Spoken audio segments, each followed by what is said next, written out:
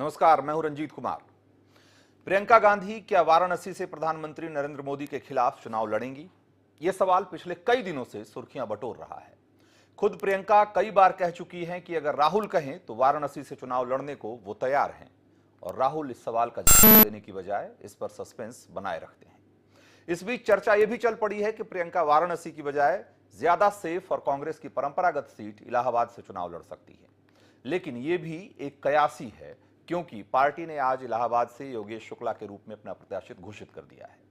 इन कयासों और सवालों के बीच बहुत सारी बातें हैं जिन पर चर्चा की जा सकती है, जैसे ये कि प्रधानमंत्री मोदी के खिलाफ चुनाव लड़ना क्या राजनीतिक समझदारी का काम होगा। आज प्रियंका गांधी पूरे यूपी समेत दूसरे राज्यों में भी अपनी ताकत लगा रही हैं, लेकिन वाराणसी से चुनाव में उतरकर क्या वो खुद को ज्यादा सीमित नहीं कर लेंगी? और ये भी कि प्रियंका गांधी अगर वाराणसी से चुनाव लड़ती हैं तो वो मोदी के लिए कितनी बड़ी चुनौती साबित हो पाएंगी। ऐसे बहुत सारे सवाल हैं जिस पर चर्चा की गुंजाइश है, और हम वो चर्चा करेंगे। लेकिन उससे पहले आज हम आपको प्रियंका गांधी के वो बयान सुनवाते हैं जिससे साफ साफ लगता है कि प्रधानमंत्री मोदी को चुनौती देने के लिए वो कितनी उतावली हैं, और किस तरीके से उन्होंने आज थी तो रायबरेली में, लेकिन उन्होंने निशाना साधा मोदी पर और वाराणसी में विकास पर। जरा पहले सुनिए प्रियंका गांधी को, फिर चर्चा की शुरुआत करेंगे। राहुल गांधी जी का चेहरा था और लिखा था केंद्रीय विद्यालय खुल रहा है।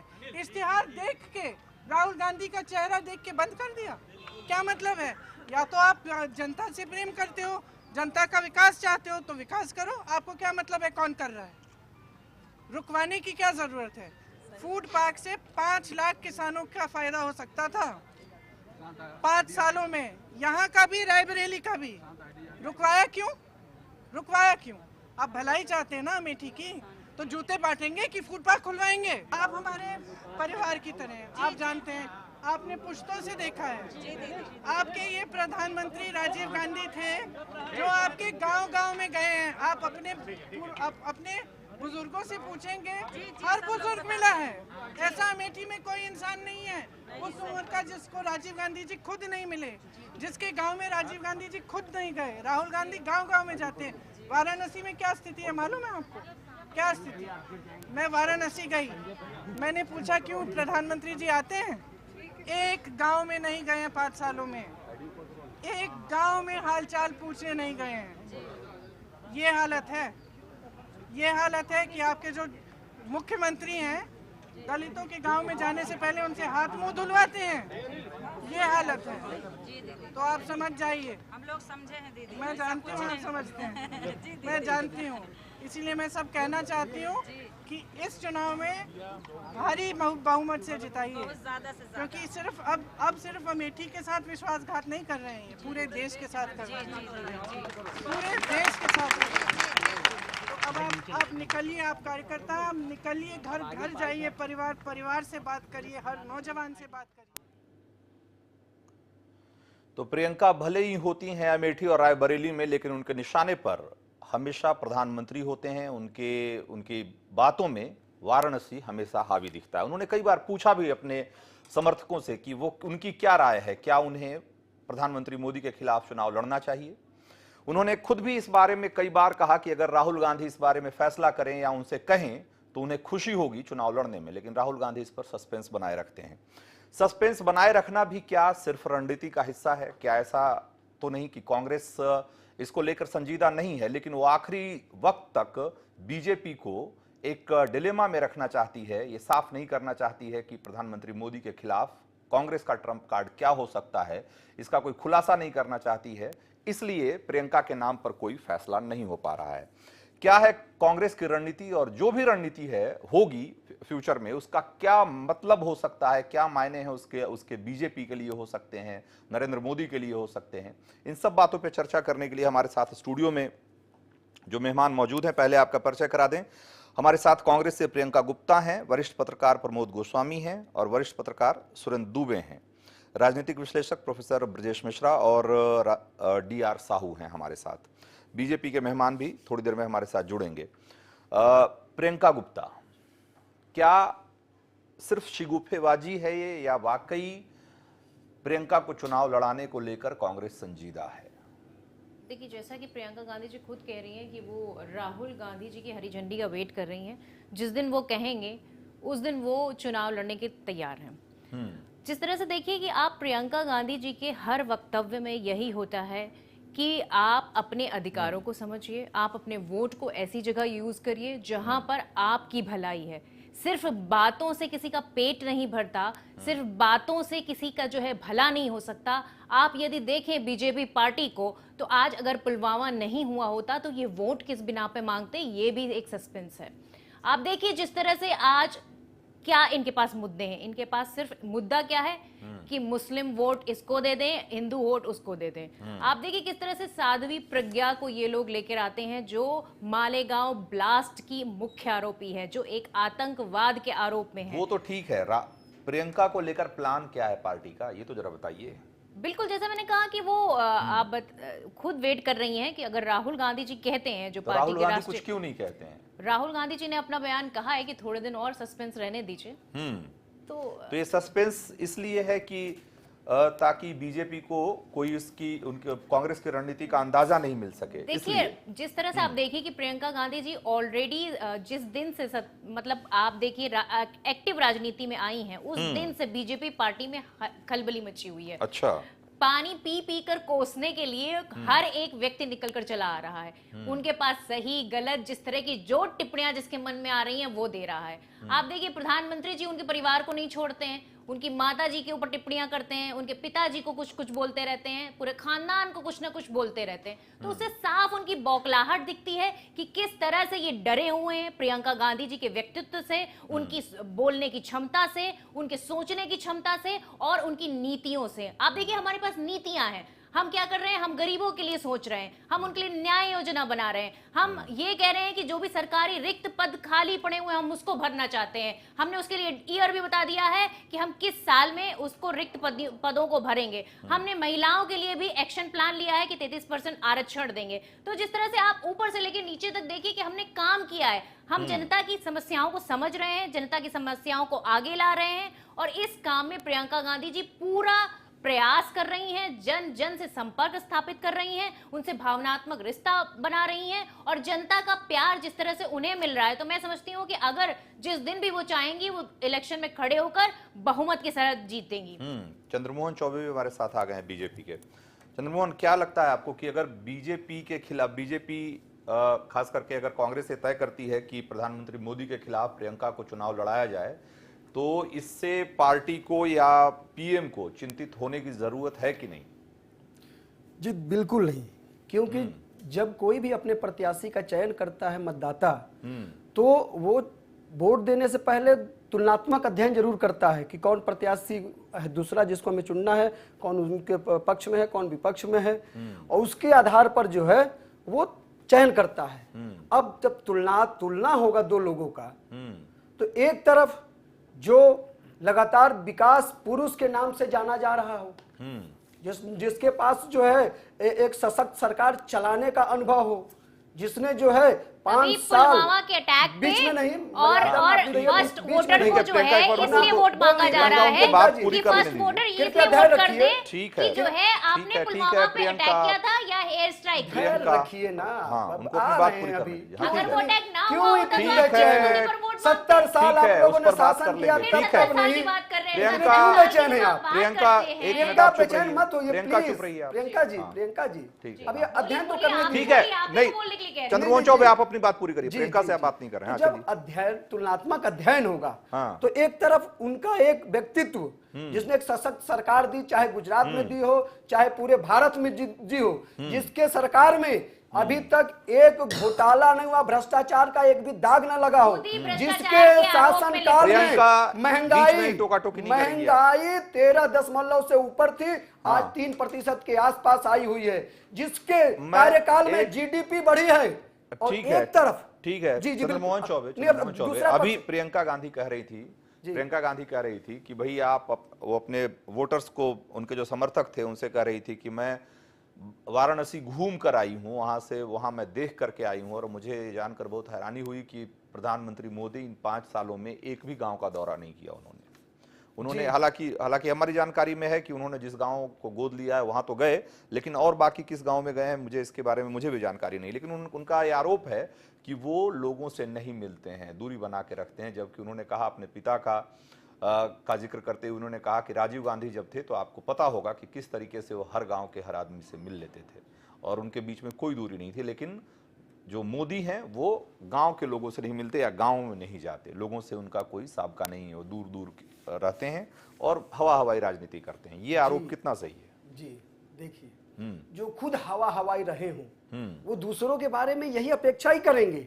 मोदी जी 130 करोड़ जनता के दिलों में हैं, उनके हृदय में हैं, और उनके तुलनात्मक अभी बात हो रही थी वो पूरी नहीं हो पाई। क्यों विश्वास मोदी जी पे लोग करेंगे?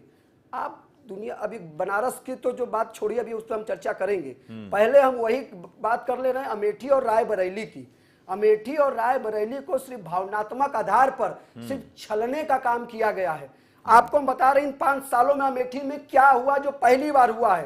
पहली बार अमेठी में ट्रामा सेंटर बना, पहली बार अमेठी में कृषि विज्ञान केंद्र की स्थापना हुई, पहली बार अमेठी में जो गोमती नदी पर पुल बांध बना, पहली बार अमेठी में सुल्तानपुर ऊंचाहार से सुल्तानपुर के लिए रेल लाइन चला, पहली बार वहां गन फैक्ट्री की स्थापना हुई, पहली बार 1 लाख से अधिक घरों तो पहले से थी, शौचालय मिले, पहली बार 50,000 से अधिक घरों के लोगों को, गरीबों को आवास मिला। लेकिन क्या ये आरोप ये भी है, प्रियंका गांधी आज ही कह रही थी कि राहुल गांधी का नाम देखकर ही वहां सेंट्रल जो स्कूल खुल रहा था, सेंट्रल स्कूल को रोक दिया गया, फूड पार्क बन रहा था उसकी भी मंजूरी रद्द कर दी गई, उसको भी रोक दिया गया। तो इस तरीके से विकास कर रहे हैं, यहाँ सेलेक्टिवली काम हो रहा है, जहां उनका चेहरा नहीं है वहां कोई विकास नहीं है। देखिए मोदी जी के ऊपर या मोदी जी की सरकार के ऊपर एक ये विशेषता है कि कोई ये नहीं कह सकता कि किसी जात के नाम पर ये योजना है, कोई ये नहीं कह सकता कि ये किसी जो है धार्मिक आधार पर ये योजना बनी है, कोई ये नहीं कह सकता कि ये योजना जो है क्षेत्र विशेष के लिए हुई है। अगर 24 घंटे बिजली का वादा है और मिल रहा है नहीं तो क्या सेफई में भी मिल रहा है, अमेठी में भी मिल रहा है। अमेठी में सेंट्रल स्कूल और फूड पार्क इसलिए रोक दिए गए क्योंकि उससे राहुल गांधी को फायदा मिलता। बिल्कुल बेबुनियाद आरोप है। वहीं की जनता, वहीं के किसानों ने, आपको जानकारी होगी, सबको जानकारी होगी कि वहां की जनता ने, किसानों ने उनके खिलाफ धरना तक दिया था, उस वहां के सांसद के खिलाफ, दुलारे सांसद के खिलाफ, राजकुमार सांसद के खिलाफ, इतने वहां की जनता उनके खिलाफ।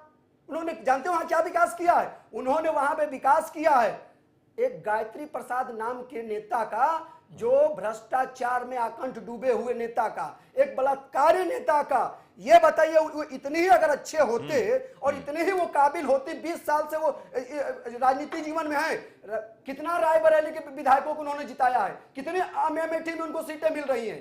तो ये योग्यता पैमाना है। और बनारस में जाकर आप देखिए कितने विधायक जीते, कितनी जनता। सवाल मुश्किल है कि भाई सारी विधानसभा की सीटें हार गए थे, ये बात भी सच है, ये भी एक फैक्ट है। इसका मतलब ये है कि मतलब अमेठी रायबरेली में जो दावे, आपके भी जो दावे हैं वो बहुत खरे नहीं उतरते। देखिए अमेठी रायबरेली की बात करें तो जिस तरह से ये ऑर्डिनेंस फैक्ट्री की बात करते हैं, वो 2007 में उसका शिलान्यास हो चुका था और 2010 में उसमें आर्म्स बनना स्टार्ट हो गए थे। तो ये आप देखिए जनता को क्या मूर्ख समझ रखा है कि दोबारा जाके फिर से उसका शिलान्यास कर देंगे। इसी तरह बनारस में इन्होंने किया, कैंसर हॉस्पिटल का शिलान्यास ये 2016 में कर चुके थे, फिर जाके 2019 में कर दिया। तो अपनी ही योजनाएं ये बना नहीं पाते, पूरी नहीं कर पाते, उसके बाद उसका जाके फिर से शिलान्यास कर देते हैं। आप देखिए फूड पार्क इन्होंने बंद किया, हिंदुस्तान पेपर्स मिल लग रही थी वो इन्होंने बंद किया। आप देखिए ये नहीं चाहते कि किसी भी चीज में राहुल गांधी जी का नाम हो, उसको ये आगे बढ़ने दे, ताकि ये दिखाना चाहते हैं कि आपके साथ कुछ नहीं किया गया, जो कुछ भी किया इन्होंने पहली बार किया। इससे पहले क्या देश में कहीं ट्रामा सेंटर नहीं बना, या इससे पहले कहीं कोई पुल नहीं बना? 70 सालों की ये बात करते हैं। मैं पूछती हूँ 70 सालों में अगर जनता ने चुनकर प्रतिनिधि भेजा और जनता ने उसको चुनकर बहुमत से प्रधानमंत्री बनाया, तो ये सवाल जनता की चुनने पर उठा रहे हैं। लेकिन ये बात उठा रहे हैं, जनता को जिसने विश्वास किया, पहली बार हुआ है, ये सवाल उस पर उठा रहे हैं ठीक जिस है पर प्रियंका जनता ने बहुमत दिया हुआ है। प्रियंका गुप्ता, लेकिन ये बात भी सच है कि रायबरेली में ट्रॉमा सेंटर का नाम तो लिस्ट में था रायबरेली ट्रॉमा सेंटर का, लेकिन ये भी सच है कि अभी पिछली बार जब नेशनल वॉइस ने पड़ताल की तो हमने पाया कि वहाँ ट्रॉमा सेंटर के नाम पर ढंग से बिल्डिंग भी नहीं बन पाई है, जबकि उसको कागजों में सक्रिय उसको दिखा दिया गया था, यानी कि मतलब कार्यशील है, मतलब वहाँ काम हो रहा है, फंक्शनिंग है, बावजूद इसके वहाँ बिल्डिंग का काम भी ठीक से नहीं हो पाया। तो रायबरेली में किस तरीके से काम हो रहा था इसकी एक वानगी हमने भी देखी है। इसलिए मैं कह रहा हूँ कि बहुत सारी बातें जो कांग्रेस भी कह रही है वो भी जमीन पर वो जो अगर उसकी जो हकीकत है वो अलग है उससे, ये भी सच है। देखिए, आप जिस तरह से कह रहे हैं, मैं मानती हूँ उस बात को कि विकास हमेशा किसी भी चीज, किसी भी देश का जो विकासशील देश है उसमें विकास का स्कोप हमेशा रहता है। आप कितना भी विकास कर दीजिए, उसमें यही रहता है कि ये हो गया होता तो और अच्छा होता, तो ये बातें हो गया होता तो और अच्छा होता। ये बातें तो बीजेपी के लिए भी लागू होंगी ना।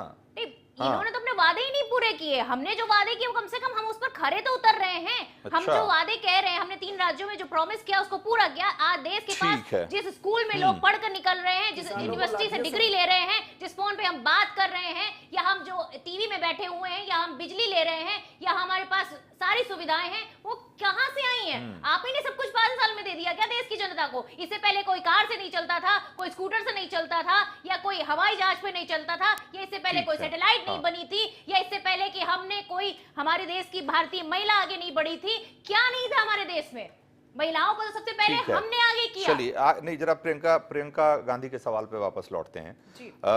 सुरेंद्र दुबे, ये कयास जो चल रहे हैं बहुत दिनों से, कांग्रेस भी इस पर कोई इसका पटाक्षेप नहीं कर रही है। वो भी चाहती है कि ये कयासों का बाजार गर्म रहे। इसके पीछे की सियासत क्या है और आपको क्या लगता है, क्या वाकई प्रियंका गांधी को आपको लगता है कि कांग्रेस फैसला कर पाएगी इस बारे में कि उनको चुनाव लड़ना चाहिए मोदी के खिलाफ? देखिए, और अगर ये फैसला हो भी, अगर कर भी लिया तो ये कितना, मतलब इसको पॉलिटिकली कितना वाइज डिसीजन कहा जाएगा इसको? देखिए, 2 स्तर पर बात करते हैं। पहले, क्या प्रियंका गांधी मोदी के खिलाफ लड़ेंगी? इस पर कयास अभी बीच में शुरू हो जाता, अभी फिर 2-3 दिन पहले हो गया, उसके पहले बीच में हुआ। नहीं, वो जब भी ठंडा पड़ने लगता है तो खुद कांग्रेस उसको थोड़ी सी हवा दे देती है, उसको कर देती है। किसी रैली में प्रियंका पूछ लेती है कि मैं लड़ूं कि ना लड़ूं।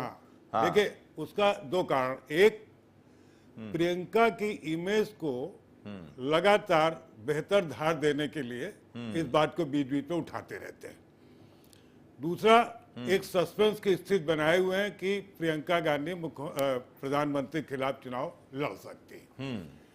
मेरा मानना यह कि जो पॉलिटिकल सिचुएशन है और जिस ढंग से प्रियंका गांधी अब उत्तर प्रदेश के बाहर भी जा रही हैं, इवन उत्तर प्रदेश में भी, वो प्रधानमंत्री के खिलाफ लड़ के कांग्रेस ये नहीं चाहेगी कि पहली सिटिंग में कोई ऐसी स्थिति आ जाए कि उनका एक पॉलिटिकल कैरियर उसी जगह से समाप्त हो जाए। तो मुझे नहीं लगता है कि प्रियंका गांधी को, मतलब आपको इतना बड़ा खतरा दिख रहा है? हाँ है भाई। देखिए, फाइट तो बहुत अच्छी हो जाएगी, लेकिन अगर पूरी कांग्रेस लगेगी तो पूरी बीजेपी भी लगेगी। और एक जो वहां एक जैसे प्रधानमंत्री, लेकिन उससे क्या होता है? जैसे हमने केजरीवाल को भी देखा, केजरीवाल भी लड़के गए और बुरी तरह हार के गए, लेकिन कोई केजरीवाल का पॉलिटिकल करियर तो खराब नहीं हुआ ना, मतलब। नहीं, वो अलग बात। तो ये अगर ये भी तो देखा जा सकता है कि भाई बीजेपी के अगर मोदी हैं तो कांग्रेस उसके खिलाफ, कांग्रेस को प्रियंका को एक ऐसे नेता के तौर पे प्रोजेक्ट कर सकती है जो प्रधानमंत्री या किसी बड़े पद या देश के नेतृत्व की दावेदारी जिसकी हो सकती है। तो इस तरीके से प्रोजेक्शन भी तो बड़ा हो जाएगा प्रियंका का। प्रोजेक्शन बड़ा हो जाएगा, लेकिन लॉस उसके इसलिए ज्यादा होंगे कि देखिए, आप जब एनालाइज कीजिए, क्योंकि वाराणसी अब पीएम कॉन्स्टिट्यूंसी हो गई, तो एक वोटर के अंदर मेंटेलिटी ये होती कि अगर मान लीजिए यही प्रधानमंत्री बने तो हमें वीवीआईपी स्टेटस मिला रहेगा। ये अमेठी और रायबरेली में भी यही होता था कि भाई ये बड़ी नेताओं की सीट है और इससे हमारा एक स्टेटस बना रहेगा। ठीक बात, ठीक। अब अगर मान लीजिए ये स्थिति होती कि सपा बसपा उनके साथ होती, तो अब तक प्रियंका गांधी का स्टेटस अनाउंस कर दिया गया होता। लेकिन सपा बसपा तो साथ हो सकती है बहुत जगहों पे, जैसे कि 2 सीटों पे सपा बसपा ने उम्मीदवार नहीं उतारे ना उम्मीदवार, लेकिन तो हो सकता है कि तीसरी सीट के लिए भी ना उतारे। लेकिन बीच में जिस ढंग से इन लोगों के बीच खटास हो जाती है, उससे थोड़ा प्रश्न उठता। अगर ये आज श्योर हो जाए तो मुझे लगता है प्रियंका को उतार सकते हैं, क्योंकि सपा बसपा का भी अच्छा वोट बैंक है और प्लस 2.5-3 लाख वहां मुस्लिम है, जो एक तरफा फिर वो बीजेपी पर नहीं जाएगा। तो वो 3 लाख में 2 लाख पोल होगा, 2.25 लाख पोल होगा, वो सारा इनके पास चला जाएगा। तो अगर मुझे लगता है कि अगर ये हो जाए कि सपा बसपा इस सीट को छोड़ देगी, तब तो फिर प्रियंका को उतार देंगे।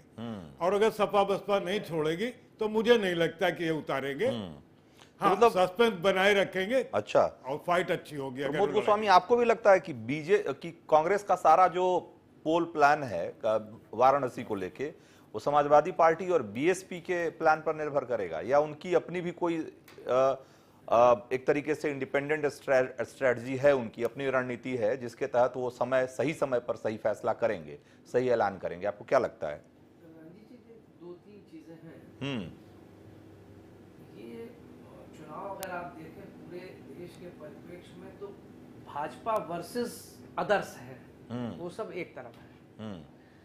मोदी जी को लेके सारे लामबंद हैं, वो चाहे भाजपा वर्सेस भी अदर्स नहीं है, तो मतलब मोदी वर्सेस अदर्स टाइप का मामला है। हम भाजपा मतलब मोदी बस, मतलब हमारा भाजपा से मतलब यहाँ मोदी जी सही है, क्योंकि मोदी जी उसके प्रधानमंत्री और शाह साहब वो है। तो मैं इस लिहाज से ये बात कह रहा हूँ। ठीक है। हाँ, ये जो बार बार आ रहा है कि प्रियंका जी वहां लड़ेंगी, इस संभावना से एकदम सिरे से तो खारिज नहीं किया जा सकता है। अच्छा, जो मुझे लगता है, क्योंकि जिस ढंग से वहां के जो उत्तर प्रदेश की अगर राजनीति रंजीत जी देखें तो पूरी तरीके से जातिगत आधार पर है। वोटों का जो पैटर्न भी है और जो कबीले बने हुए हैं, वो कबीलों की राजनीति है। उस लिहाज से वो इस बात पर मुझे लगता है कि डिस्कशन या चर्चाएं चल रही होंगी कि सपा बसपा और ये सब मिलके अगर अपना प्रत्याशी न खड़े और पूरी सामर्थ्य से जुटें, तो मैं समझता हूं कि अगर कहीं ऐसा होता है तो निश्चित रूप से मोदी जी के लिए बड़ी चुनौती होगी। और एक और रणनीति भी हो सकती है विपक्ष की या कांग्रेस की, कि अगर यहां से प्रियंका जी को लाके बनारस से खड़ा कर दिया गया, तो प्रधानमंत्री जी को जो बाहर समय दे रहे हैं, फिर अपनी साख को बचाए रखने के लिए उनको कन्फाइंड टू बनारस होना पड़ेगा। तो वो भी एक विपक्ष को लाभ मिलेगा उसका, ये भी एक रणनीति का हिस्सा हो सकता है। तो ऐसी स्थिति में और वहां के जो जातिगत समीकरण हैं, जैसा लेकिन क्या इसका मतलब ये नहीं होगा क्या कि प्रियंका जो आजकल ज्यादा समय दे पा रही है बिल्कुल दूसरे ठीक, स्टेट मैं में, यही बात कह रहे हैं, उनको भी तो ज्यादा हाँ, मैं यही बात, मोदी के मुकाबले तो उनको ज्यादा समय देना पड़ेगा। प्रियंका जी के साथ दोहरा है, खाली अकेला ये नहीं कि उनको समय देना पड़ेगा, उनके साथ साथ उनका राजनीतिक भविष्य भी जुड़ा हुआ है। क्योंकि अगर वहां कोई जरा सी भी चूक हो गई, और उस चूक से इनकार भी नहीं कर सकते हैं, कोई श्योर शॉट नहीं है कि आप निकाल ही ले जाएंगे, तो फिर उनके ऊपर एक धब्बा जो लग जाएगा, वो फिर आने वाले समय में वो उनके लिए दिक्कत तलब होगा। तो यही शायद वजह है कि शायद उसमें वो डिसीजन, उसका आकलन वो बहुत तौल नाप के कर रहे हैं कि क्या है, सारे संतुलन देख रहे हैं, सारे जातिगत समीकरण देख रहे हैं, वहां के लोगों को देख रहे हैं। दूसरी एक बात इसलिए भी शायद मुझे लगता है कि प्रियंका गांधी का थोड़ा उत्साह बढ़ा है कि जिस ढंग से वो उन्होंने नाव से यात्रा की और जो उन्होंने वहां पदयात्रा निकाली और जिस ढंग से वहां रिस्पांस उनको मिला या जिस ढंग से भीड़ जुटी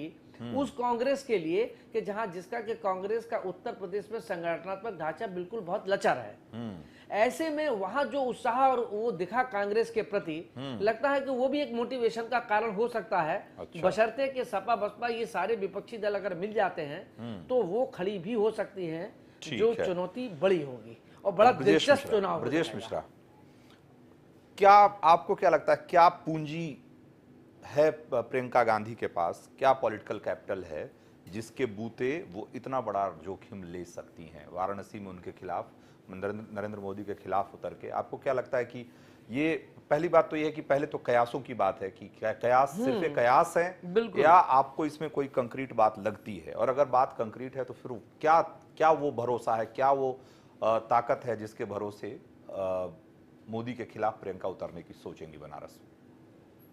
जब वो वाराणसी जाती हैं प्रियंका वाड्रा, तो वाराणसी में उनके समर्थक कहते हैं कि आप चुनाव बनारस से लड़िए, इससे राष्ट्रव्यापी संकेत जाएगा, संदेश जाएगा।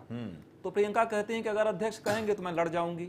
ऐसा 2-3 बार हो चुका है। बिल्कुल हो चुका है। हाँ। बनारस, और मैं नहीं समझता हूं कि प्रियंका गांधी वहां से लड़ेंगी, और मैं ये भी नहीं समझता हूं कि कोई भी रणनीतिकार कांग्रेस बहुत सीजन पार्टी है, उनको सलाह देगी कि आप वहां से लड़िए। अच्छा। छोटा सा उदाहरण दे देता हूं।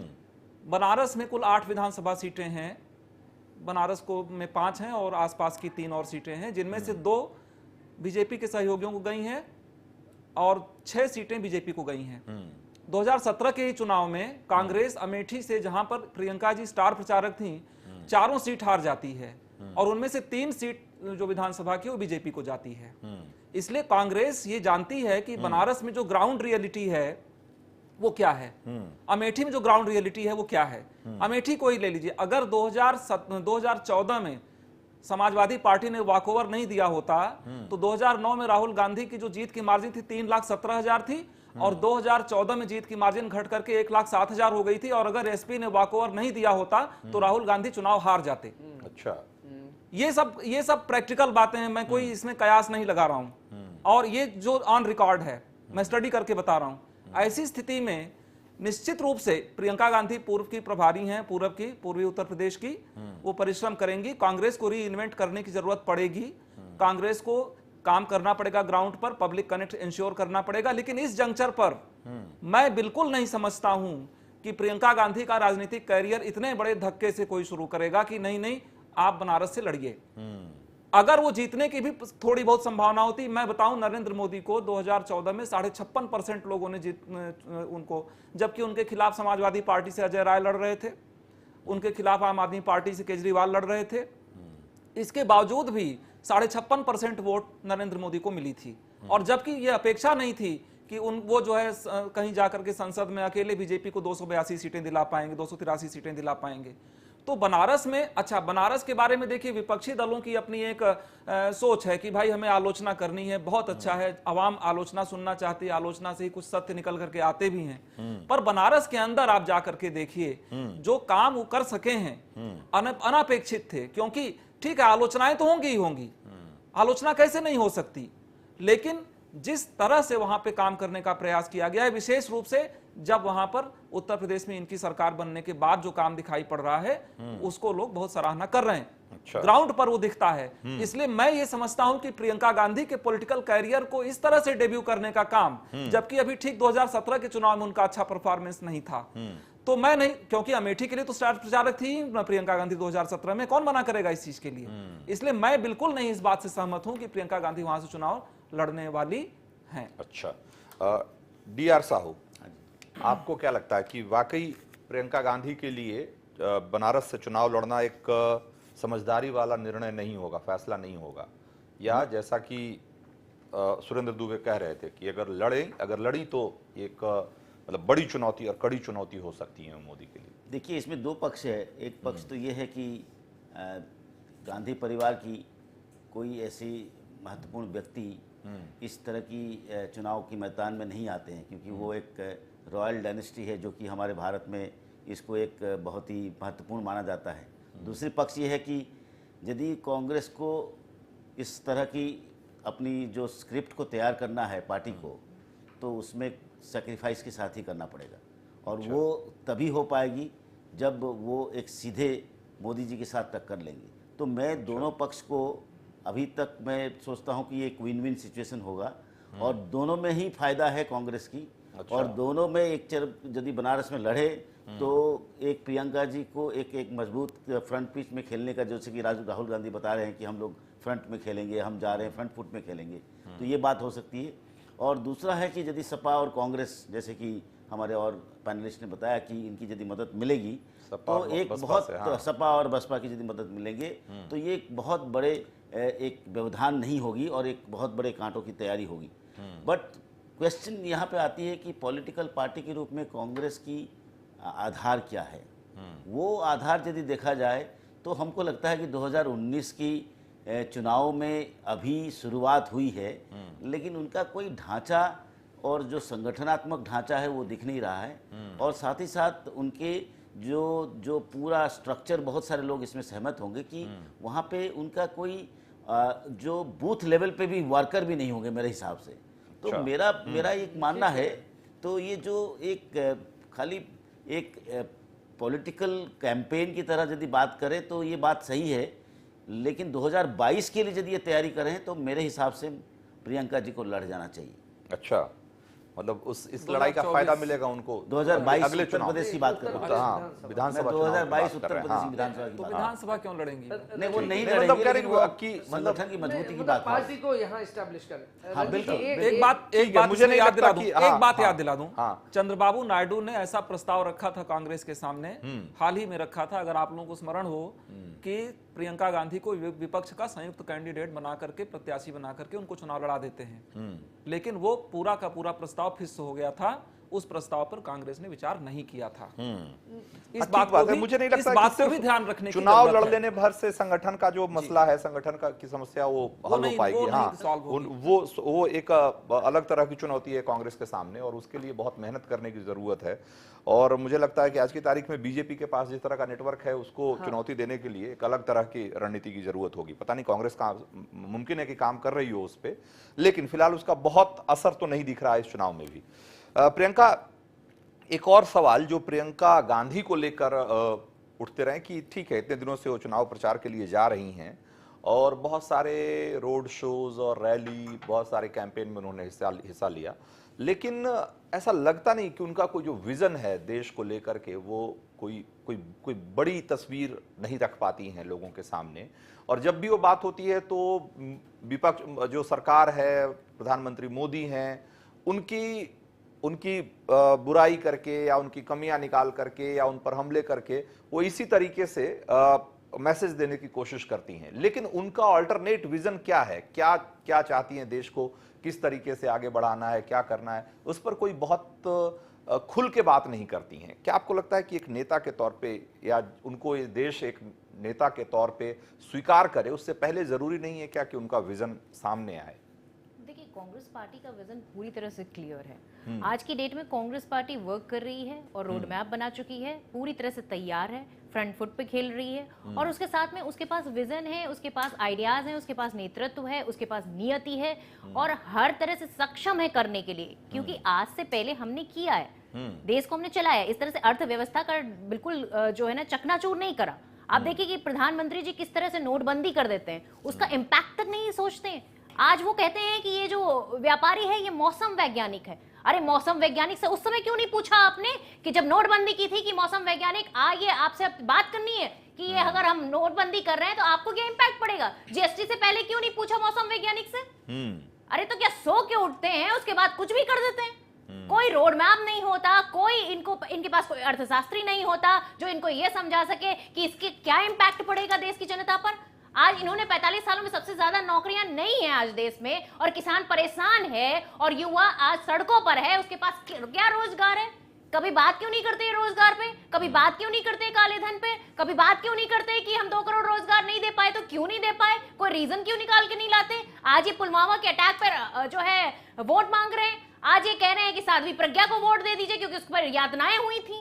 तो क्या मतलब है इस बात का? जनता को कब तक आप मूर्ख बनाएंगे? जनता को आपने मूर्ख बनाकर वोट लिया, जनता को आपने झूठे वादे करके वोट लिया, आपने जनता को सुनहरे सपने दिखाए, कहा कि हम जो है ऐसा भारत बनाएंगे जहां भ्रष्टाचार नहीं होगा, काला धन हम विदेशों से लाएंगे और सबके अकाउंट में 15-15 लाख रुपए डालेंगे। क्यों नहीं आज उन मुद्दों पर निकल कर आते हैं प्रधानमंत्री जी और बोलते हैं? वो बात तो इस ठीक बात है, को। वो बात मैं तो प्रियंका गांधी की बात कर रहा हूं। मैं तो ये बिल्कुल, पूछ रहा हूं मैं वही कह रही हूं कि कि ऐसे जनता बड़े को मुद्दों ये पर, बताना ऐसे जरूरी है बड़े कि मुद्दों उनको पे, ठगा गया है, ऐसे उनसे बड़े झूठ बोला मुद्दों गया पे है। प्रियंका गांधी की राय क्या है, प्रियंका गांधी की सोच क्या है, उनका गांधी विजन जी क्या की है, सोच ये भी तो है समझ, ये भी कि तो पता आप लगना या तो चाहिए ना। विकास की राजनीति प्रियंका चुन गांधी, लीजिए, हाँ, या फिर आप धर्म जाति में बांटने वालों की राजनीति चुनिए। आपको खुद डिसाइड करना है, जनता को डिसाइड करना है कि किसको विकास करना है और किसको जो है सिर्फ जाति धर्म में लोगों को बांट कर राजनीति करनी है। आज देखिए जिस तरह से ये हिंदू मुस्लिम, आप देखिए मेनका जी क्या कहती हैं कि मुस्लिम अगर मुझे वोट नहीं देगा तो मैं काम नहीं करूंगी।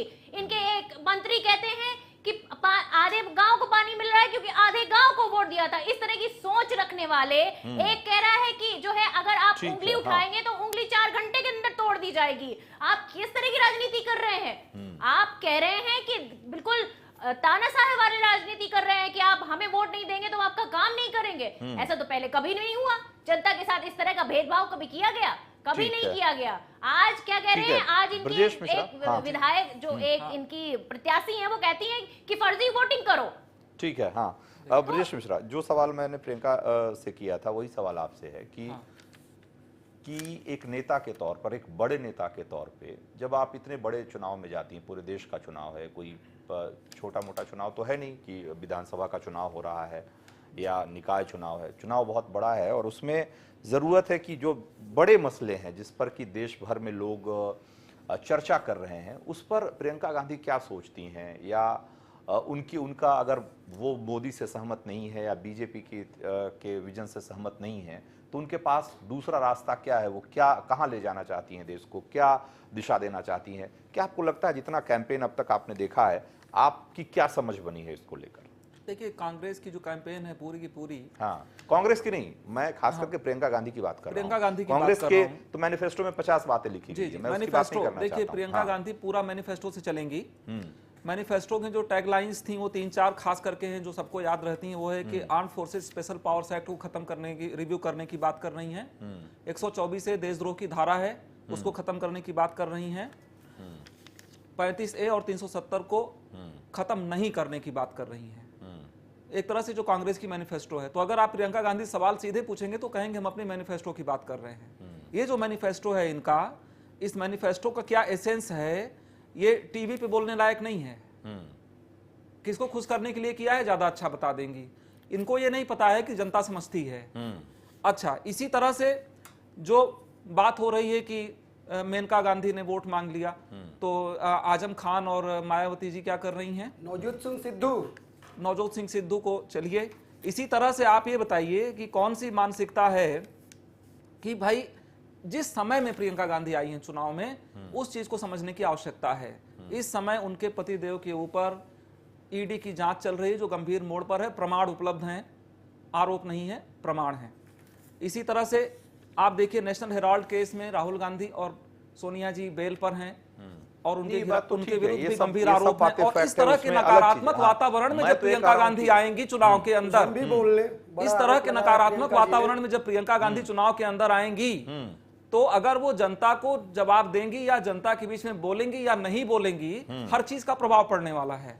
इस चीज को जनता सुनना चाहती है। और जहां तक प्रश्न है भ्रष्टाचार पर आपको बोलना है, तो सबसे पहले आप इस भ्रष्टाचार के मामले में जो निजी आरोप हैं उन पर भी 2 शब्द बोलिए। जनता अपेक्षा करती है आपसे, लेकिन आप नहीं बोलती हैं या प्रेस नहीं पूछता है, दोनों स्थितियां हैं। मैंने अभी तक प्रियंका गांधी का एक भी एक्सक्लूसिव इंटरव्यू किसी भी टीवी चैनल पे नहीं सुना। आप जनप्रतिनिधि हैं, आप आइए। क्या मैंने सोनिया गांधी का कोई एक्सक्लूसिव इंटरव्यू सुना? क्या नहीं सुना। राहुल जी का कोई एक्सक्लूसिव 1 घंटे का इंटरव्यू किसी टीवी चैनल पर प्रसारित हुआ? क्या नहीं हुआ। तो किस तरह से आप जनता के बीच में जा रहे हैं? लोग टीवी देखते हैं, लोग मीडिया देखते हैं, आप उसमें जाइए और 1-1 घंटे का अपनी पॉलिसी लेकर के आइए। केवल क्रिटिसिज्म से बात नहीं बनेगी। याद है, आज राहुल गांधी जी ने सुप्रीम कोर्ट से क्षमा मांग ली राफेल मामले में। पूरा देश जानता है कि मैंने ये गलत कह दिया कि साहब प्रधानमंत्री चौकीदार चोर है। नहीं, चौकीदार चोर पे नहीं माफी मांगी है सुप्रीम उन्होंने। कोर्ट का, चौकीदार चोर तो वो आज भी कह रहे हैं। सुप्रीम आज कोर्ट का उन्होंने नारा लगाया कि चौकीदार चोर है, तो माफी चौकीदार नहीं चोर मांगना था, चाहिए था। चौकीदार चोर मैं यही रहेगा। कह रहा हूं, उन्होंने माफी सुप्रीम नहीं कोर्ट मांगना में चाहिए जो था। बात कही गई, माफी नहीं सुप्रीम मांगनी कोर्ट चाहिए। वो एक पूरा टेक्निकल और मामला है, ऐसे वो नकारात्मक ठीक है, और ठीक है। ऐसे नकारात्मक सुप्रीम वातावरण में कोर्ट- जब आप माफी नहीं मांग रहे, माफी मांग करके अब आप आइए मीडिया के लिखित सामने दे और रहे हैं, बताइए कि लिखित। आपने किन भाई कंडीशंस में साहब, माफी ये मांगा। इसके लिए नहीं इसका उन्होंने मतलब माफी मांगी है, आप उसको जो पहले RSS पे सबसे आरोप पहले लगाया था, कि तब भी आप लिखित सुप्रीम माफी कोर्ट मांगा इन्होंने। का जो ठीक है, उन्होंने जो ठीक वोटर है, आपको उसके लिए चुनने उन्होंने जा रहा कहा है, आप उसको एक-एक बेवकूफ करके। बनाने का काम कर रहे हैं। जनता ये समझती है। ठीक है। इस बात से हाँ, अच्छा एक इसी मिनट, तरह से सुरेंद्र दुबे, इसी तरह से सुरेंद्र आपको दुबे। बताऊं, जो जनता हाँ, को ठीक है, भ्रम ठीक है, जागृत हम- फंसाकर अब तक हाँ, वोट लेते अभी रहे, तक मैंने आज उनके प्रियंका पास कोई वाड्रा मुद्दा का नहीं है एक वोट के लिए। भी अभी तक मैंने प्रियंका वाड्रा का एक भी ठीक ऐसा है। स्पीच नहीं सुना जो पब्लिकली आधे घंटे में डिलीवर हुआ हो। आप सब लोग कवर कर रहे हैं। आप बता दीजिए कि प्रियंका गांधी का रोड शो के अलावा, नदी में नाव पे चलने के अलावा कोई ऐसा एक्सटेम्पोर स्पीच अवेलेबल हो पब्लिक डोमेन में जिस पर की चर्चा हो रही हो। जब आप देश के किसी बड़े पद के लिए चुनाव लड़ते हैं तो आपको हर एंगल से जनता जज करती है। आपको जनता के इस तरह के मनोभावों को समझने की आवश्यकता है। आप ऐसे कैसे प्रतिनिधि बन जाएंगे? सुरेंद्र दुबे, तो वो भी है ना? होगा, सुरेंद्र दुबे, चिंता न अभी करिए। तक ऐसे अभी तक काम नहीं आप चलने वाला। ठीक है, समय का ठीक है, इंतजार ठीक है। करिए। हम थोड़ा हमें भी सुरेंद्र मौका दीजिएगा। हम मौका देंगे। ठीक है जी। सुरेंद्र दुबे, प्रियंका गांधी को प्रचार करते आपने देखा, रोड शो में ज्यादातर रोड शो उनके हो रहे हैं, बहुत कुछ रैलियां भी हुई है और बाकी लोगों से छोटे छोटे समूहों में वो मिलने का काम कर रही हैं। और ज़्यादातर हालांकि ये भी उनकी एक कैंपेन की उनकी एक अपनी स्ट्रेटजी हो सकती है, क्योंकि हो सकता है कि उनको लगता है कि इसके जरिए वो ज़्यादा बेहतर तरीके से जनता से कनेक्ट कर पा रही हैं और इसका एक अच्छा मैसेज जाएगा मासेस के बीच में, लोगों के बीच में, उनको ऐसा लगता होगा। लेकिन जो भी वजह है उसके पीछे जो भी रणनीति रही होगी, मैं सिर्फ ये जानना चाहता हूं कि प्रियंका गांधी का अब तक का जो प्रचार है, अब तक का जो प्रेजेंस है इस पूरे चुनाव के दौरान, उनकी जो मौजूदगी है, आपको कितना प्रभावशाली लगती है? लगता है कितना आपको दिखता है कि वो उस पर, इस पूरे कैंपेन पे या इस पूरे पॉलिटिकल प्रोसेस पे अपना असर डाल पा रही हैं? देखिए, वो उनकी स्ट्रेटजी साफ है, पब्लिक कनेक्ट की, छोटे छोटे ग्रुप से मिलने की और रोड शो के जरिए अपनी बात कहने की। रोड शो में तो कोई बात ही नहीं कह रही है, रोड शो में तो रोड शो अपने आप में होता है, उसमें कोई कहने की बात नहीं होती। मैं एक जानना चाहता हूँ, मतलब हाँ बोल के जो अभी आपको दो तीन बातें जरिए मैं उनको सब समअप कर देता हूँ। अभी जैसे कहा गया कि साहब एक घंटे के इंटरव्यू अन्य नेता लोग दे रहे हैं, वो इंटरव्यू की हकीकत क्या हमें आपको मालूम है?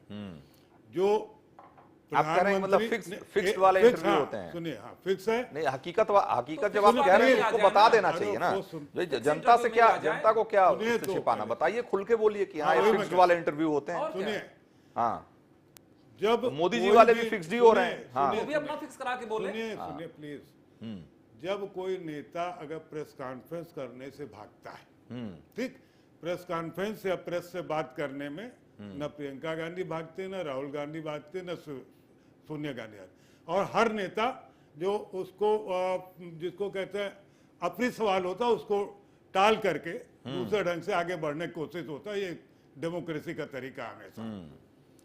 अभी जिस ढंग के इंटरव्यूज आ रहे हैं सारे चैनल्स पर, बेरिंग फ्यू, उसमें एक एजेंडा है उसके पीछे, और अगर हम प्रेस को डायरेक्ट फेस नहीं करना चाहते, इसका मतलब हम सवाल का जवाब नहीं देंगे। अब आप बात आती है कि साहब कोई मुद्दों बात क्यों नहीं होती, ये देखिए एक नैरेटिव बन जाता है। अगर इस देश से प्रधानमंत्री ये कहेगा कि हमारी पिछड़ी जात को ये कहा जा रहा है, जबकि प्रधानमंत्री सबका होता है, तो अगली जात का भी, पिछड़ी का भी है, दलित का भी है, वो किसी एक जात का नहीं होता है, ठीक।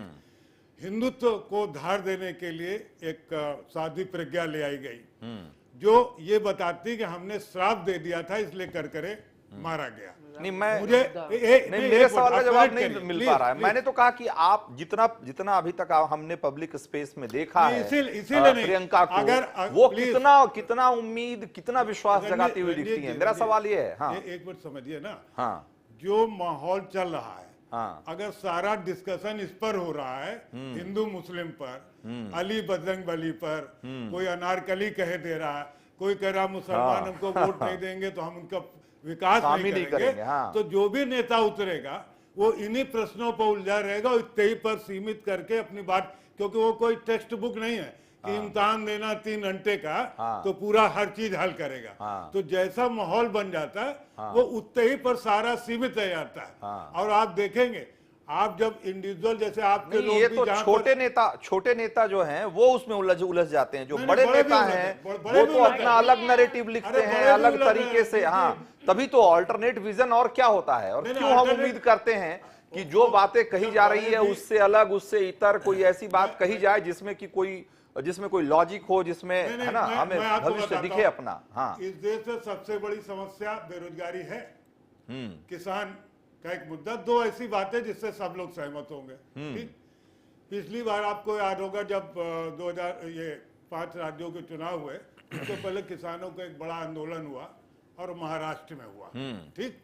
उसका कोई वो नहीं हुआ और उसका असर चुनाव पर दिखाई दिया। इसके बाद फिर किसान आंदोलन हुआ, क्योंकि वो उन किसान आंदोलन को वो प्रचार जो मिलना चाहिए नहीं मिल पाता है। हाँ। वो किसान की समस्या भी आप देखिए, एक तरफ हम कहते हैं भारत कृषि प्रधान देश, वो ठीक, उस पर हम प्रियंका पर लौटेंगे। अगर वो जो प्रियंका कितना उम्मीद जगाती हुई, कितनी उम्मीदें आपको लगती है उनको देखते हैं, जब आप उनको रैलियों में देखते हैं, उनको बात करते देखते हैं लोगों से, वो सभाओं में जा रही हैं, वो रोड शो कर रही हैं, नहीं, वो अपनी बात कन्वे कर पा रही हैं, अपनी कन्वे कर पा रही हैं, कन्वे कर पा रही हैं, परसेंट पर करेंगे ये तो हमें वोटिंग के बाद पता चलेगा। आपको लगता है कि वो प्रभावशाली प्रभावशाली तरीके से एक बड़े नेता के तौर पे अपनी बात कन्वे कर पा रही है। कन्वे कर पा रहे, कितना अच्छा। असर होगा ये तो ये काउंटिंग के यही बाद मैं पता जानना चलेगा। चाह रहा हूँ, ये मैं आपसे समझना चाह हम रहा देखो था। बहुत देर प्रमोद से गोस्वामी, चुप हैं। प्रमोद नहीं, गोस्वामी सर आएंगे आपके पास। चंद्रमोहन चौबे रुकिए, चंद्रमोहन चौबे, अपना पक्ष रखने आए, इतने देर से हमारे ऊपर आरोप लग रहा है। चंद्रमोहन चौबे कौन अरे आरोप तो लगा हमारे रहा ऊपर है? आरोप नहीं और लगा आरोप, कोई आरोप नहीं लग रहा, डिस्कशन ठीक हो रहा है। है। और जब जी। जब आपको एक-एक मौका करके मिलेगा, बोलेंगे तभी प्रमोद तो गोस्वामी, बोलेंगे ना सब। प्रमोद गोस्वामी,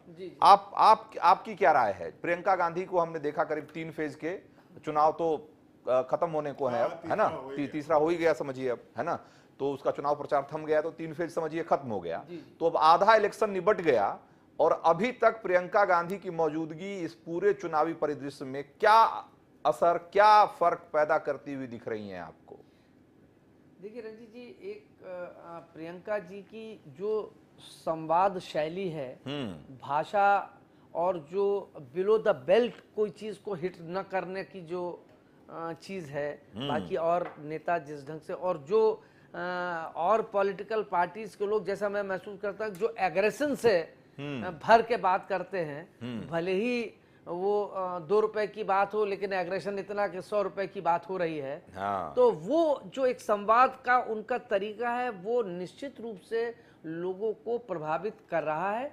और प्रभावित क्या है, ये आप बनारस में भी आपने देखा होगा, और अभी वायनाड में जब ये जिस ढंग से कि वो मतलब वहां जाकर एकदम उस परिवार से या उस मतदाता से कनेक्टिविटी जो उनकी जोड़ने का, मतदाता को या आम आदमी को अपने साथ जोड़ने का जो उनकी शैली है, निश्चित रूप से वो एक किसी तो भी मतलब उस हिसाब से मतलब जैसे आप एक्सप्लेन किया जितना आपने, तो मतलब वो पीएम जो प्रधानमंत्री मोदी हैं उनके एकदम एंटीथेसिस के तौर पे दिख रही हैं। मतलब एक आदमी, हाँ, एक आदमी है जो हमेशा खामखा के भी एग्रेशन में रहते हैं, मतलब नहीं, नॉट ओनली एग्रेशन, आप अगर आप देखें, मतलब नहीं, मैं एक बात कह रहा हूँ, हाँ, तो एक नेता ऐसा है जो बहुत एग्रेसिव है, या एरोगेंट तो खैर नहीं कह सकते हैं, लेकिन हाँ एग्रेशन है, और दूसरी तरफ एक ऐसा नेता है जो बहुत सरलता से, बहुत सौम्य तरीके से अपनी बात कहता है, लेकिन दोनों, हाँ, वो भी प्रभावशाली है। खाली एक बात में लेकिन बड़े मुद्दों पे, बड़े मसलों पे विजन में कोई ऐसा दिखता है आपको? लगता है कि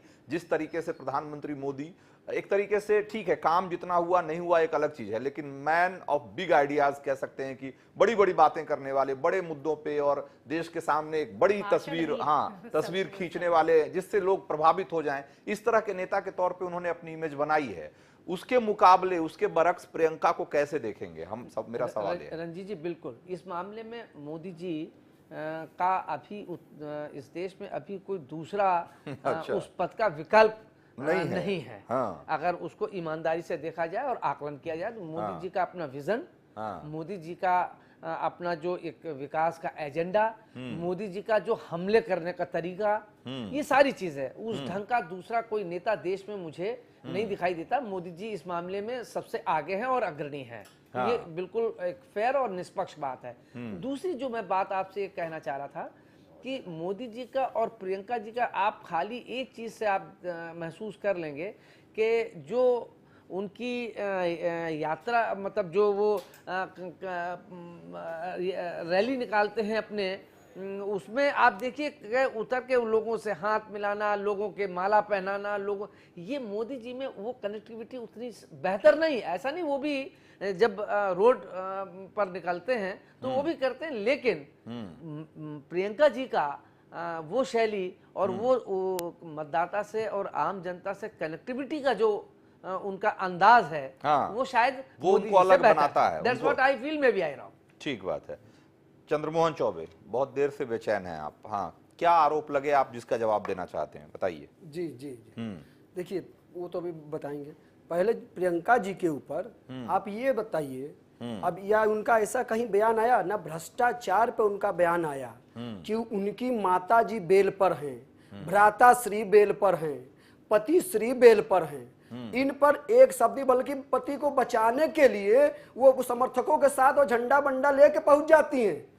एक वो समय है जब 22 घंटे मोदी जी को लोगों ने बैठाया था, परेशान किया था। जब लगा कि अब प्रियंका जी हमको ये धैर्य टक्कर रखिए, देने देखिए आ रहे प्रियंका जी हैं, बिल्कुल 5 नहीं, साल तक आप क्या बोल किया रही थी मैं सुन रहा था, इस तरह नहीं ठीक है चलेगा। प्रियंका, ठीक है प्रियंका, प्रियंका बोल लेने दीजिए ना, बिल्कुल बोल लेने दीजिए। आप बोल रही थी मैं सुन रहा था। वही सवाल प्रियंका, वही सवाल हम प्रियंका बाद में कर लेंगे ना, और बीच में उसके नहीं बाद करेंगे, वही ये सवाल बताइए, बाद में करेंगे। इनके भाई का हाँ। अभी नाम आपने सुना होगा कि आईटीआर लंदन में भरा जा रहा है, यहां लूटा गया पैसा राहुल प्रिंस नाम से लंदन में आईटीआर भरा जा रहा है, इसके ऊपर ये क्या बोल रही है? आप क्या कर रहे हैं? जी जी आप क्या कर रहे हैं? जांच लेके चल रही, आइए ना चिंता काला ना धन के करिए। देश में। वादे जी किसने किए थे काला धन लाने के? दूसरी बात, आपने, ये मोदी जी लोग वादे किए थे। झूठा आरोप लेके आइए लगाते काला कहते धन। हैं चौकीदार चोर नोटबंदी है, की, ठीक क्यों और की? एक तरफ काला इनका धन भाई की माफी ना। मांगता है। लेकर आइए, किसी देश व्यक्ति ये का भी काला देख धन रहा की है बात कि नहीं किस है। तरह से ये झूठा आरोप लगाकर किस तरह से जो है ये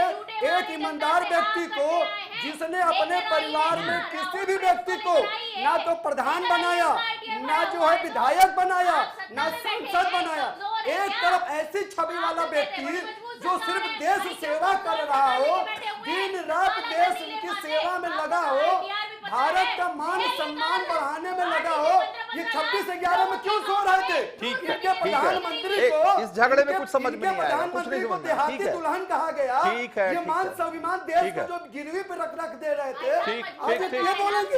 एक मिनट प्रियंका, जी बोले। प्रियंका एक मिनट रुक जाइए। नहीं, इस सवाल का जवाब दे दीजिए ना चंद्रमोहन चौबे, जो प्रियंका भी पूछ रही थी, मैं भी वही, मेरा भी सवाल वही है कि भाई जब ये सब, जब चुनाव करीब आ गया तो ये सारे ईडी सीबीआई सब अचानक से क्यों आ गए सामने? इसके पहले आपके तो जब पिछले चुनावों को याद करिए और उनकी जो रैलियों की सीडियां निकाल कर देखिए, उसकी तस्वीरें देखिए, वीडियोस देखिए, आपको याद आ जाएगा कि कैसे दामाद जी को निशाना बनाया जा रहा था और कहा जा रहा था कि अगर हमारी सरकार आई तो 6 महीने में दामाद जी जेल में होंगे। 6 महीने की 5 साल पूरा गुजर गया, अभी तक दामाद जी जेल नहीं गए। सिर्फ कहानियां बना रहे हैं आप। क्यों ये आरोप नहीं लगे आप पर? 5 सालों में आप शायद देख रहे होंगे कि ये जितने नामदार थे, आज जमानतदार हो गए हैं, सब बेल पे घूम रहे हैं। किसी के ऊपर 5,000 करोड़ का, किसी ने जो है किसान, राजस्थान के किसान का कब्जा कर लिया जमीन, हरियाणा के पूर्व मुख्यमंत्री सहयोगी तो आपने DLF में बने। कार्रवाई ये क्या सब- हुई? सब चल रहा है क्या हुई? जांच। चार्जशीट और तक अभी तो ढंग से तो आपने किया जमानत नहीं। पे पहुंचे ना। चार्जशीट तक तो अब ढंग से दोबारा हो सरकार नहीं आने पाई। दीजिए। अभी भी पूछताछ जेल हो में रही है। तो ये जाएंगे। अगर आपको लगता है कि इतना बड़ा करप्शन था और देश में आपको, अगर आपको ये मैसेज देना ही था, तो 5 साल तक तो कोई काम नहीं कर पाए ना आप इसमें। न्यायपालिका ये भी जब तो है। न्यायपालिका, अगर जब जांच होती है तो न्यायपालिका नहीं होती ना। जांच तो आपकी एजेंसियां करती है, जांच तो आपकी एजेंसियां करती है, सरकार की एजेंसियां करती है ना भाई। तो उन्होंने क्या किया? ये जब चुनावी साल में ये सारी चर्चाएं क्यों हो रही है, नहीं, सवाल तो बिल्कुल। पूछा जाएगा ना आपसे। इन्हीं क्या सिर्फ एजेंसियों पॉलिटिक्स ने कर रहे हैं इन आप भी? नामदारों को, हाँ। दागों को, इन्हीं ठीक है। एजेंसियों ने इनको नामदार से जमानतदार बन गए हैं। और ठीक चिंता है। मत करिए, न्यायपालिका पे भरोसा रखिए, ये सब जेल में जाने वाले हैं। ठीक एक है। बार लंदन ठीक में है, ITR नहीं चलिए बनने चलिए, देंगे। एक बार, समय कम है, समय कम है, एक बार फिर से प्रियंका गांधी का सवाल। ठीक है, ठीक है, ठीक है, चंद्रमोहन चौबे, वेट कर लीजिए 23 मई का। ठीक है, ठीक है, प्रियंका गुप्ता, एक आखिर में एक बार, समय बहुत कम है, एक बार क्लोजिंग कमेंट सबसे ले लेते हैं। प्रियंका गांधी को बतौर पॉलिटिशियन अभी तक जितना परफॉर्मेंस दिखा है, सुरेंद्र दुबे, आउट ऑफ 10 कितना मार्क्स आप देंगे? अब नंबरिंग की बात है तो हम आउट ऑफ 10 7 मार्क्स देंगे। अच्छा, मतलब ऑलमोस्ट डिस्टिंक्शन हो गया फिर तो, हैं? मार्क्स देंगे। अच्छा। जितना पब्लिक कनेक्ट की बात, हाँ। बहुत ही तक सीमित है, बाकी बात हाँ, करने का। और अगर आपसे यही कहा जाए कि 2 बड़ी खूबियां बताइए जो कि उनको भविष्य का नेता और बड़ा नेता बना सकती है, तो आप क्या कहेंगे? देखिए, भविष्य का नेता बनने में और बनाने में परिस्थितियां होती है। लेकिन ऐसा कोई नहीं है कि फला लेकिन एग्जाम लीडरशिप, देकर के लीडर की बन के अपनी नेता। इंडिविजुअल क्वालिटी तो इंपॉर्टेंट है ना हाँ, सर, वो भी individual बहुत quality महत्वपूर्ण है कि आपकी देखिए, ताकत क्या है। हाँ, रणजीत जी, आप देखिए, इसके पहले जब प्रियंका गांधी को यहाँ लाया गया पूर्वी उत्तर प्रदेश का प्रभारी बना करके, जनरल सेक्रेटरी बना के, तो कहा गया कि साहब ये प्रियंका गांधी के आने से क्या हो जाएगा, संक्षेप में सर, बहुत कम समय, इसीलिए मैं कर रहा हूँ, 30 कुछ सेकंड में नहीं बात खत्म होगा। करनी होगी। ठीक? हाँ। ये बात 1-1.5-2 महीने पहले की समझ लीजिए। ठीक, आज हर व्यक्ति ये कहेगा कि नहीं, ये 2 महीने के अंदर जो उनकी ये यात्रा है उसमें काफी आगे बढ़ी है। अच्छा, अभी उसमें उनको फर्क मतलब हाँ। उससे कांग्रेस के नतीजों पे फर्क पड़ेगा? हाँ, पड़ेगा, अच्छा पड़ेगा। अच्छा, ठीक है। Pramod Goswami, out of 10? मुझे लगता है कि आउट ऑफ 10 में अभी बहुत प्रीमेच्योर हो जाएगा कुछ ज़्यादा करना, वैसे 5 नंबर में दे सकता हूँ। अच्छा, मतलब ठीक है, दोनों तरफ आप देख रहे हैं कि अभी नहीं, बहुत दोनों तरफ बहुत नहीं। सारी देखिए, बहुत सारी चीजें अभी सामने आनी बाकी है कि हाँ, हाँ, कि इसलिए कैसे इवॉल्व करती हैं वो लीडर के तौर अभी पे। हाँ उनको आए हुए मुश्किल से 2 महीने हुए हैं सक्रिय राजनीति में। हाँ। अभी से उनका आकलन हम 10 में 11 कर दें या 10 में 9 कर दें, हाँ, ये नहीं तो शायद- कोई आपको उम्मीद जगाती हुई दिखती है कि नहीं? निश्चित आपको रूप लगता से- है कि हाँ, कि निश्चित रूप प्रॉमिसिंग से लीडर? भावी राजनीति में प्रियंका जी की अहम भूमिका होगी। ठीक है। लेकिन ब्रजेश मिश्रा 20 सेकंड में बात खत्म आप करनी बस होगी। अपना सवाल एक करेक्ट कर दीजिए कि आप उनके वंश पृष्ठभूमि के कारण नंबर मांग रहे हैं कि उनके जन पृष्ठभूमि के कारण नहीं, मांग हम रहे तो हैं? बतौर लीडर मांग रहे हैं, बाकी आप जिस भी आधार पे उनको नंबर देना चाहें नहीं, दे जब आप दीजिए। सवाल तो हम कैसे जवाब देंगे आपको? नहीं तो मतलब नहीं, मैं कह रहा हूँ कि भाई अगर आप वंश पृष्ठभूमि से देखें हाँ। तो प्रियंका को सब जानते हैं, वो बहुत हाँ। दिन से राजनीति में है, हाँ। अमेठी रायबरेली इसका प्रमाण है, हाँ। ठीक है। जन पृष्ठभूमि के हिसाब से 1 नंबर और वंश पृष्ठभूमि के हिसाब से तो नंबर ही नंबर है, चाहे जितना दे दीजिए सब लोग। अच्छा, वो और सारे डायनेस्टी नंबर से उन्हीं हैं। के हैं? हाँ? सारे नंबर और हैं। क्या, जब डायनेस्टी से हैं तो आप चाहे जो नंबर दे दीजिए, आपका मन है, आप खुश हैं, दे दीजिए। लेकिन जन पृष्ठभूमि कहाँ है उनकी? अच्छा, जन ठीक पृष्ठभूमि है। पर 0। वक्त हमारे पास इतना ही था। पॉलिटिकल पार्टियां हैं, उनसे नंबर लेने का कोई मतलब नहीं है। अगर प्रियंका से पूछेंगी तो कहेंगे कि 10 आउट ऑफ 10, और अगर हाँ तो चंद्रमोहन से पूछेंगे तो कहेंगे कि 0 आउट ऑफ 10। तो इसलिए उनसे नंबर लेने का कोई मतलब नहीं है। कुल मिलाकर बात इतनी है कि प्रियंका गांधी एक बड़ी चुनौती के तौर पे उभरती हुई दिखाई देती हैं, और एक प्रॉमिसिंग लीडर के तौर पे उन्होंने जितनी भी उनकी छवि सामने आई है, ऐसा लगता है कि उनको अभी बहुत इवॉल्व करना है। लेकिन और सवाल यह है कि प्रधानमंत्री मोदी के सामने कितनी बड़ी चुनौती होगी, और ये चुनाव लड़ना चाहिए या नहीं लड़ना चाहिए, ये अपने आप में एक बड़ा सवाल है जिसको बहुत संजीदगी से, बहुत गंभीरता से सोचना होगा कांग्रेस को, क्योंकि इसके नतीजे भी उतने ही गंभीर हो सकते हैं। अभी जो हालात हैं वो तो यही है। फिलहाल चुनाव करीब करीब आधा निपट चुका है और आधा चुनाव बाकी है। अभी बहुत सारे और इस तरह के इक्वेशन और समीकरण बनेंगे जिस पर कि चर्चा की गुंजाइश होगी, और हम सवाल आपका में उस सारे सवाल लेकर आते रहेंगे, उन सारे मुद्दों को लेकर आते रहेंगे।